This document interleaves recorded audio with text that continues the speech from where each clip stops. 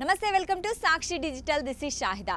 Hi friends, వేసవి ఎండల కంటే ఇప్పుడు ప్రజలను పాముల భయం ఎక్కువగా కలవరపెడుతోంది.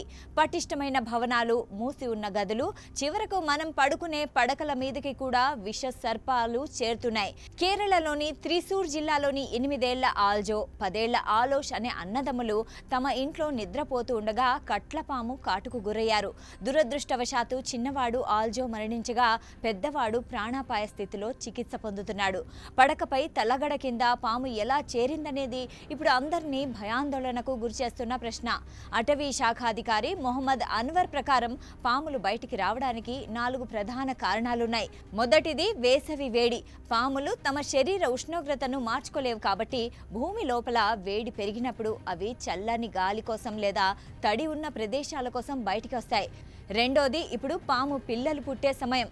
నాగుపాము పిల్లలు మార్చి, ఏప్రిల్ నెలలో గుడ్లు నుంచి బయటికొచ్చి ఆహారం కోసం గృహాల వైపు వస్తాయి. చాలామంది పాము పిల్లలకు విషం ఉండదని పొరపడతారు, కానీ అవి పుట్టినప్పటి నుంచి పెద్ద పాములతో సమానమైన విషాన్ని కలిగి ఉంటాయి. ముఖ్యంగా మనం బిగ్ 4 అనే పిలిచే నాగుపాము, కట్లపాము, రక్తపింజరి, పొడపింజరి విషయంలో అత్యంత జాగ్రత్తగా ఉండాలి. కట్లపాము అనేది రాత్రిపూట సంచరిస్తుంది. ఇది మానవ శరీరంలోని వేడికి ఆకర్షితమై నిద్రపోతున్న వారి పక్కలోకి చేరుతుంది. దాని కాటు సమయంలో కేవలం దోమ కొట్టినట్లు మాత్రమే అనిపిస్తుంది, కానీ ఆ తర్వాత వాంతులు, కడుపు నొప్పి వచ్చి ప్రాణాలు కోల్పోయే ప్రమాదం ఉంటుంది. వేసవిలో పాముల బారి నుంచి తప్పించుకోవడానికి మీరు కింది జాగ్రత్తలు తీసుకోవాలి. రాత్రిపూట లైట్ లేకుండా బయట నడవకండి.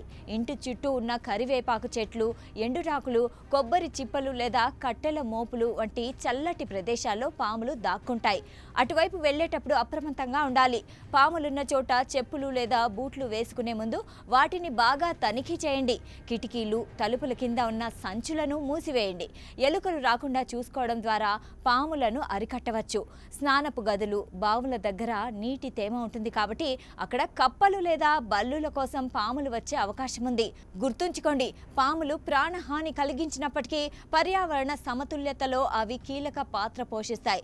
పాములు లేకపోతే ఎలుకల సంఖ్య పెరిగి పంటలకు, మనుషులకు ఇతర వ్యాధులు వచ్చే ప్రమాదం ఉంది. పాము కనిపించినప్పుడు భయపడకుండా నిపుణులను లేదా స్నేక్ రెస్క్యూ టీంను సంప్రదించడం ఉత్తమం. అప్రమత్తంగా ఉండండి, సురక్షితంగా ఉండండి. వార్తలను విశ్లేషణాత్మకంగా తెలుసుకోవడానికి మా ఛానల్ను అనుసరిస్తూనే ఉండండి. సెలవు.